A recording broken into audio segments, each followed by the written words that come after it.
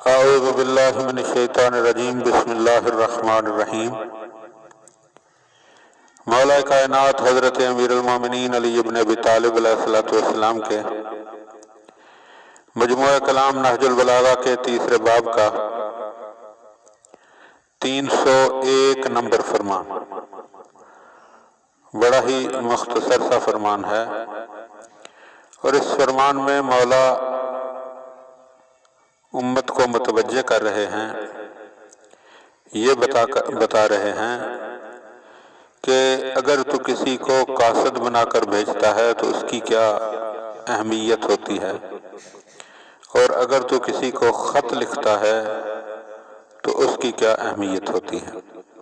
لہذا جب کسی کو قاصد بنا کر پیغام رساں بنا کر بھیجنا ہے تو اسے بھی سوچ سمجھ کر بھیجنا ہے، اور اگر کسی کو خط لکھنا ہے تو پھر خط بھی بڑا سوچ سمجھ کر لکھنا ہے۔ تو آج کا جدید زمانہ کہ جس میں خط و کتابت تقریباً نافذ ہو چکی، اب خط تو کوئی لکھتا نہیں، نہ کوئی خط کا کسی کو انتظار ہوتا ہے۔ آج تو جدید زمانہ ہے کہ سب کچھ آپ کے اپنے ہاتھ میں ہوتا ہے، کبھی آپ فون پر میسج ریسیو کرتے ہیں، کبھی واٹس ایپ پر، کبھی ایمو پر، کبھی انسٹاگرام پر، کبھی ٹویٹر پر، کبھی ای میل کے ذریعے۔ تو قاصد کا تصور تو تقریباً ختم ہو گیا، لیکن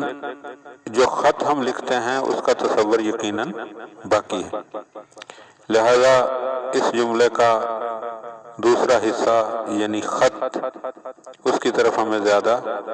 جو ہے وہ توجہ دینی چاہیے۔ وقال علیہ السلام، تو آپ علیہ السلام نے ارشاد فرمایا،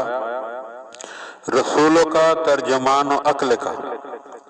جسے تو قاصد بنا کر بھیجتا ہے وہ تیری عقل کا ترجمان ہوتا ہے، یعنی اس کو دیکھ کر جو جس کی طرف تو خط لکھ رہا ہے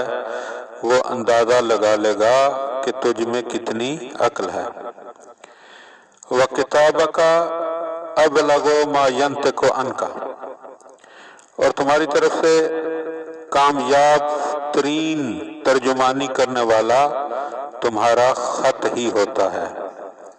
یعنی اب اگر ہم کوئی میسج لکھتے ہیں، کوئی ای میل لکھتے ہیں، کسی کو اس الیکٹرک